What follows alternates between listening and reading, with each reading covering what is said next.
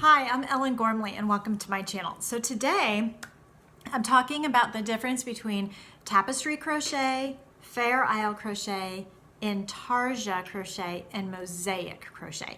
I know many of you are interested in a tutorial, especially on Tapestry Crochet. And before I do that, I thought maybe I should describe the differences between the few different styles. So all of them are color work. All of them are ways to incorporate multiple colors and graphic designs into your work. So I have some examples here.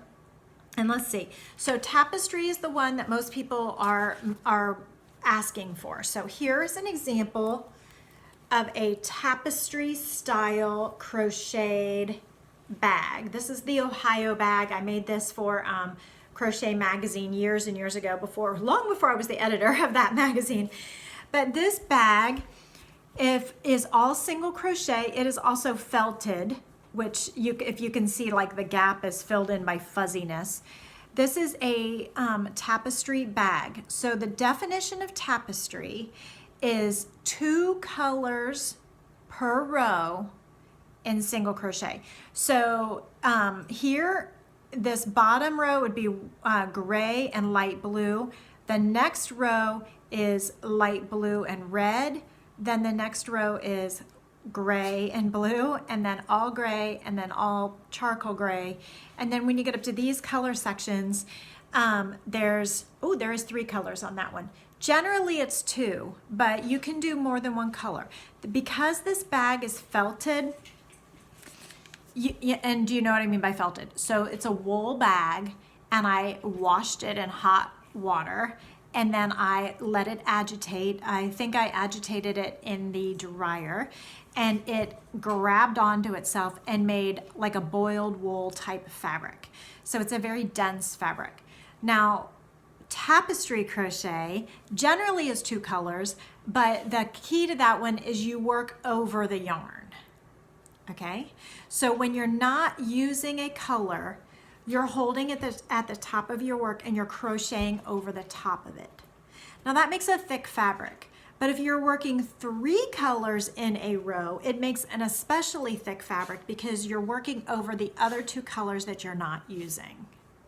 Okay, so you don't want to use too many colors because that's more colors that you have to work over, and then you might start seeing them peek out. I'm going to look at Hobie here and make sure he's behaving. Okay. So you might see the other colors peeking out when you're working over them, and it might make the fabric too dense by using more than 2 colors. Okay, so tapestry crochet is generally 2 colors per row. It's generally all single crochet. You can work it flat back and forth, or most commonly you work it in the round. And the reason you work it in the round is because you can get the lines to line up more correctly in the round. If you work it flat back and forth, the stitches might jog a little bit when you go the other direction. Okay, now one way to solve that is to be ambidextrous and crochet right-handed one direction, and then when the yarn gets over here, work left-handed the other direction. And I did that for our project. So, you know, anything goes.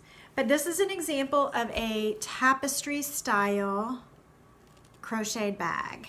Okay, this is the Ohio bag, and because in case you're curious, there's straps that you can either make it a tote, or you could click it onto the bottom down here and make it a backpack. Anyway, a crochet bag. Now, I want to show you, Carol Ventura is the designer. Sorry about bouncing the camera there.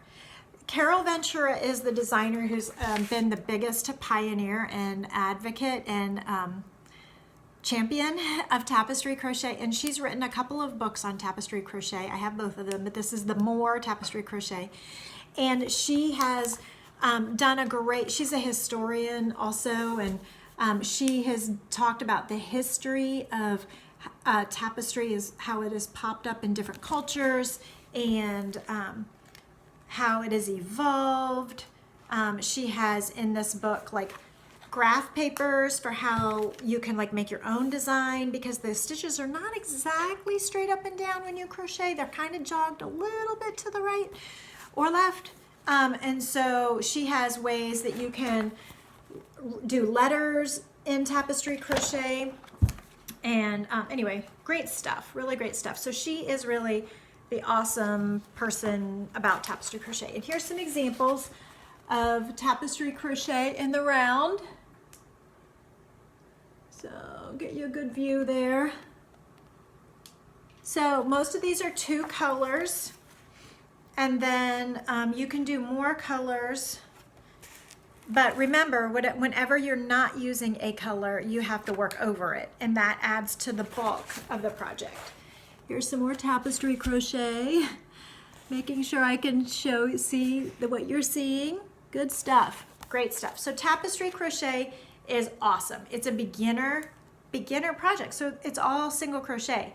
And once you learn how to change color, you basically know the whole thing, and then you can just go wild with color and pattern. So that's tapestry crochet. Now I say it's always single crochet, and that is true. However, I did do a tapestry crochet bag in another stitch. So I don't even remember. Let me see if the tag is on there. I think this was for Crochet Magazine also at some point. Oh, Crochet World, December 2011. Okay, so this is the Ripple Tapestry Tote. This is also a felted bag. Okay, it is worked 2 colors per row, but I used a fan stitch instead of single crochet. So it made a pattern, but it is felted. So again, it's like a boiled wool kind of thing. So it's a good fabric for a bag because less stuff is gonna poke through it. Anyway, so this is 2 colors, and I'm pretty sure, like if you see the bottom of the bag, the first couple rows of the pattern, you can see this is a row with gray and a row with the green blue color. And sorry about my nails, like winter has killed my fingernails, so sorry about that. So, and then the next row is white and medium blue. And then it goes back to dark blue and the gray. And the next row is blue and the white. So it's just 2 colors per row. And instead of single crochet, it's a fan stitch.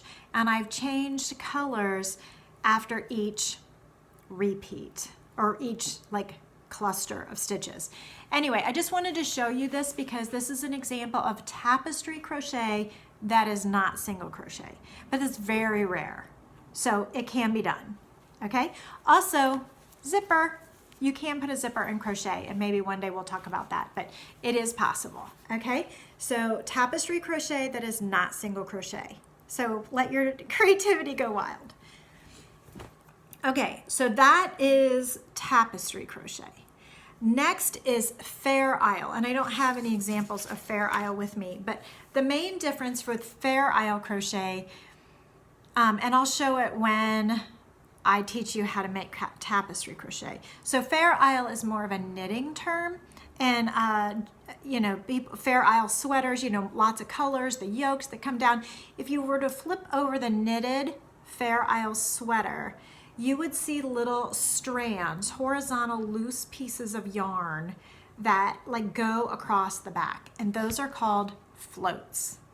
Okay, so if you were to do tapestry crochet, and instead of working over the yarn that you're not using, you let it dangle, wait a few stitches, and then pick it up again, it would create a float across the back of the fabric. Okay, so that it would be Fair Isle crochet. Fair Isle floats. Tapestry taps it down. Okay, maybe that'll help. Because Fair Isle, the unused color floats on the surface of the back of the project, you can't go back and forth in rows because then you'd have floats on the front and floats on the back. Okay, I mean you could, but that's usually considered the side that you don't want to see, the side with the floats. So Fair Isle can be done mostly in single crochet, and instead of working over the unused yarn, you drop it, wait until you're ready to pick it up again, and that strand that goes across the stitches that weren't worked is called a float. okay? So make sure you ask questions in the comments below. And I'm sure that when I actually teach you tapestry crochet that I'll hit a lot of these, I hope. So let's just do this introduction first. Intarsia. Intarsia is another tapestry, another colorwork method, and I have an example. It's really old, so hang in there with me. I made for my husband years ago a big Michigan M, okay, blanket. And this is not tapestry because I didn't want to carry the blue all the way across the yellow because I was afraid it would show through. So what I did was Intarsia. So Intarsia is when you have like a separate ball of yarn and you let the entire ball hang off the back, or you wind it into bobbins and you let them hang. So as I'm going across the bottom of the blanket, blue, blue, blue, blue, blue, and then I have to pick up a ball of yellow, a lot of yellow, and work just yellow all the way across. That meant this blue had to stand here and wait. And I didn't want to cut the blue because I was going to come back and use it again on the next row. So I left an entire ball of blue yarn over here, worked yellow, a ball of yarn, then I picked up a new ball of yarn of blue to the edge of the blanket, and then back and picked up the yellow ball of yarn and worked here and picked up the first ball of blue, okay? So I didn't work over the colors. It really doesn't, you can use an unlimited number of colors. You don't have to use a whole hank hanging off the back, but since this is big blocks of color, I did in fact use multiple balls of yarn. Intarsia, just like Intarsia knitting, generally you just wind a selection, a sample, a smaller portion of the color and wind it into a ball or a bobbin and let it hang or wait until you pick it up again. So it again is a colorwork method. It doesn't have to be just single crochet, but you can use other stitches as well, but you don't carry it over like a float and you don't work over it like a tapestry. Instead, you drop the entire ball and let it dangle on a bobbin. Okay, so that is Intarsia. Intarsia crochet, you use bobbins or multiple balls of yarn. Okay, so that is Intarsia, and there's the big blue M, or the big yellow M. All right. Now the last type of crochet colorwork I want to talk about is Mosaic. Now Mosaic looks like tapestry or Fair Isle because it's very colorful. It also could look like Tunisian and it could look like double-ended crochet, but in fact it's actually only one color per row. And here's an example. Here's a bag. Here's a bag I made for, I think, Interweave Crochet.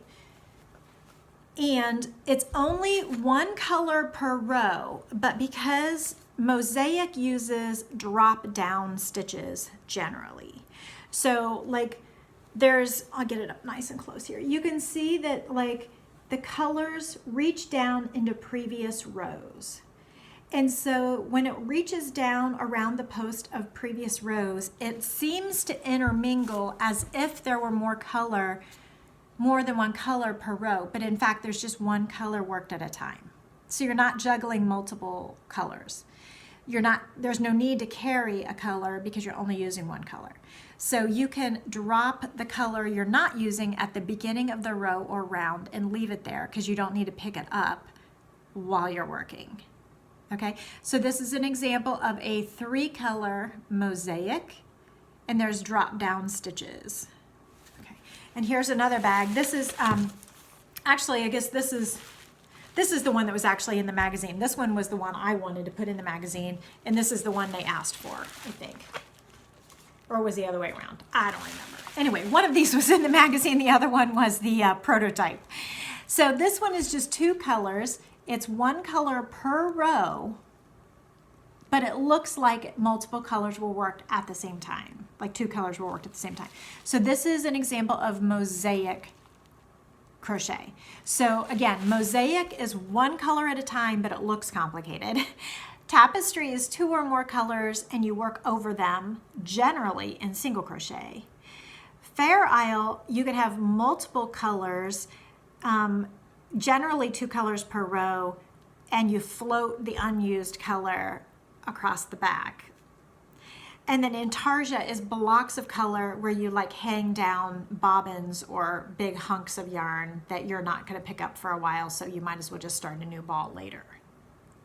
Okay, and let's see here. Here's another example of mosaic crochet, and do they drop down in this one? They do. Okay, it looks complicated.